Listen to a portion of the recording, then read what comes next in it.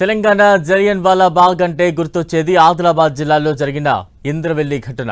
భూమి కోసం భుక్తి కోసం గిరిజనులు చేసిన ఇంద్రవెల్లి పోరాటానికి 45 ఏళ్లు, 4.5 దశాబ్దాలు గడిచినా నేటికి గిరిపుత్రుల గుండెల్లో ఆనాటి గాయాలు మారడం లేదు. నాటి దుర్ఘటనలో వందల మంది గిరిజనులు నేలకొరిగారు. ప్రతి ఏటా ఏప్రిల్ నెల ప్రారంభం నుంచి చివరి వరకు ఆదివాసీలు మౌన రోధన చేస్తూనే ఉన్నారు. ఇంద్రవెల్లి అమరుల దినోత్సవం సందర్భంగా ఆనాటి దుర్ఘటన, నేటి అడవి బిడ్డల దుస్థితిపై 10 టీవీ ప్రత్యేక కథనం.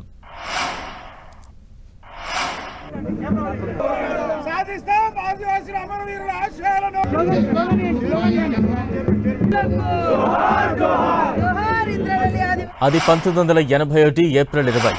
తెల్లవారుజాము నుండే చుట్టుపక్కల గిరిజనులు ఇంద్రవెల్లికి మండల కేంద్రానికి చేరుకుంటున్నారు. వేలాది మంది జిల్లా నలుమూల నుంచి తరలివచ్చారు. భూమి కోసం భుక్తి కోసం హక్కుల సాధన కోసం గిరిబిడ్డలంతా ఒకే తాటిపైకి రావాలన్న లక్ష్యంతో బహిరంగ సభ ఏర్పాట్లు చేశారు రైతు కూలీ గిరిజన సంఘాల నేతలు. తాము చేపడుతున్న సభకు అనుమతులివ్వాలని సంఘాల నాయకులు అప్పటి ఎస్పీ ఎంబి కృష్ణారావుతో పాటు ఆర్డీఓ అంబరీష్కు విజ్ఞప్తి చేశారు. సభ నిర్వహణకు అధికారులు ససేమిరా అనడంతో పాటు ఆదివాసీ రైతు నాయకులను ఎక్కడికక్కడ నిర్బంధించారు.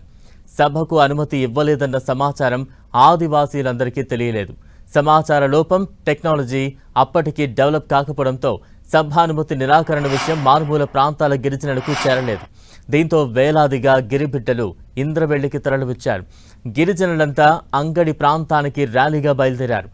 ఆకాశం నుంచి పడ్డట్టుగా ఒకేసారి వేలాది మందితో ఇంద్రవెల్లి పూర్తిగా నిండిపోయింది. సభను ఎలాగైనా అడ్డుకోవాలని వ్యూహం పన్నిన పోలీసులు భారీగా బందోబస్తును ఏర్పాటు చేసి ఇంద్రవెల్లిలో మోహరించారు.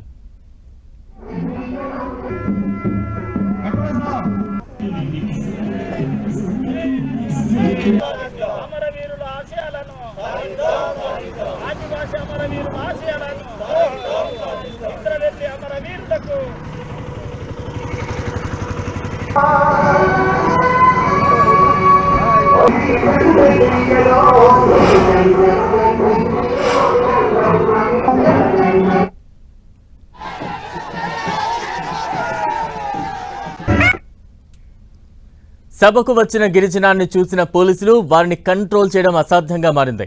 పోలీసుల చేతిలో తుపాకులు, గిరిజనుల చేతిలో కర్రలు, గొడ్డళ్లు. ఇలా నువ్వా నేనా అన్నట్లుగా పరిస్థితి ఉధృతంగా మారిపోయింది. నినాదాలతో తుడుం మోగించడంతో ఆ ప్రాంతమంతా దద్దరిల్లింది. పరిస్థితి మొత్తం అదుపు తప్పి పోలీసులు కాల్పుల వరకు వెళ్ళింది. ఆదివాసీలను పిట్టలను కాల్చినట్లుగా కాల్చారు పోలీసులు. గిరిజనులంతా చల్లాచెదురై అడవుల వెంట పరిగెత్తారు. లేడి వెంట పులి పరిగెత్తినట్లు వెంబడించి మరీ కాల్పులు జరిపారు పోలీసులు. ఈ కాల్పుల్లో దాదాపుగా 300 మందికి పైగా ఆదివాసీలు ప్రాణాలు కోల్పోయారు. వందల మంది గాయాల పాలయ్యారు. ఇంత మారణకాండ జరిగితే అప్పటి ప్రభుత్వం, పోలీస్ శాఖ కేవలం 13 మంది మాత్రమే కాల్పుల్లో చనిపోయినట్లు అధికారికంగా ప్రకటించింది.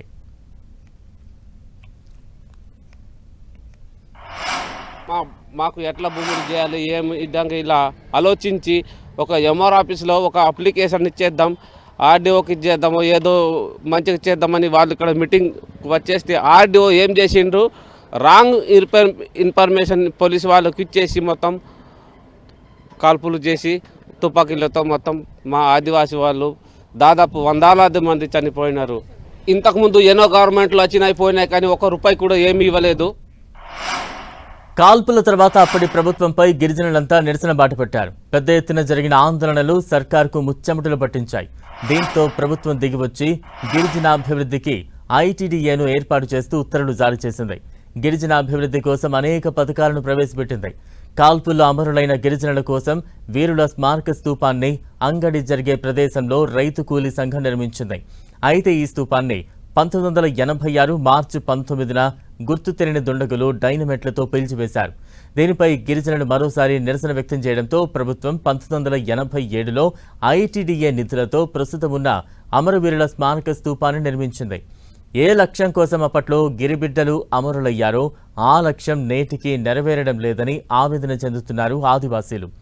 షెడ్యూల్ 5లోని చట్టాల అమలు, పీసా యాక్ట్ 1/70, పోడు భూములపై హక్కులు, ఇతరులను ఎస్టీలో చేర్చడం, ఇప్పటికీ ఆదివాసీల వెనుకబాటుతనం వంటివి అమరుల స్ఫూర్తిని కించపరిచేలా ఉన్నాయని ఆవేదన వ్యక్తం చేస్తున్నారు. ఆనాడు పోరాటంలో వందలాది మంది చనిపోయినా ప్రభుత్వ లెక్కల్లో పదుల సంఖ్యలో చూపించడం, కాల్పుల్లో గాయపడిన వారికి ఈ రోజు వరకు కూడా పరిహారం అందించకపోవడం బాధాకరం అంటున్నారు తుడుందెబ్బ నేతలు. ఆ కుటుంబాల్లో ఒకరికి ప్రభుత్వ ఉద్యోగంతో పాటు 6 ఎకరాల సాగు భూమిని అందించాలన్న డిమాండ్ నేటికి అలానే ఉంది.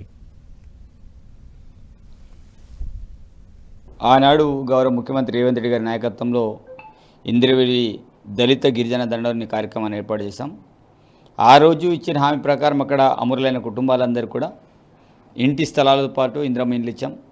అదేవిధంగా కాకుండా వాళ్ళందరూ కూడా వాళ్ళకి ఏ లోన్ అవసరం ఉంటే, ట్రాక్టర్లు అయితే ట్రాక్టర్ కావచ్చు, గూడ్స్ వెహికల్ కావచ్చు, ఆ రకంగా వాళ్ళందరూ కూడా వాహనాలు కూడా అందజేయడం అనేది జరిగింది. అదే కాకుండా ఇంద్రవెల్లి స్తూపానికి ₹1 కోటి కేటాయించి ఒక సుందరంగా తీర్చిదిద్దడం జరిగింది. ఒక టూరిస్ట్ ప్రాంతంలాగా ఏర్పాటు చేయడం అనేది జరిగింది. నేడు ఈరోజు ఇంత చర్చగా జరుగుతుందంటే ఆ రోజు ఏదైతే ఘటన అయిందో, ఆ రోజు భూమి భుక్తి కోసం పోరాడినటువంటి గడ్డ ఏదైతే ఉందో ఆ గడ్డలు అమలైన కుటుంబాలకు చర్చగా పూజ చేయాలనే విధంగా నేడు తెలంగాణ రాష్ట్రంలో కాంగ్రెస్ ప్రభుత్వం ఏర్పాటు అయిన తర్వాత ప్రతి సంవత్సరం జరగబోయే ఏదైతే బీసీపీలు ఉందో ప్రత్యేకంగా గవర్నమెంట్ పరంగా నేడు గుర్తించి ఈరోజు ప్రత్యేకంగా 20 ఏప్రిల్ జరగబోయే పూజకి అనేక విధంగా ఏర్పాటు కూడా చేయడం జరుగుతుంది.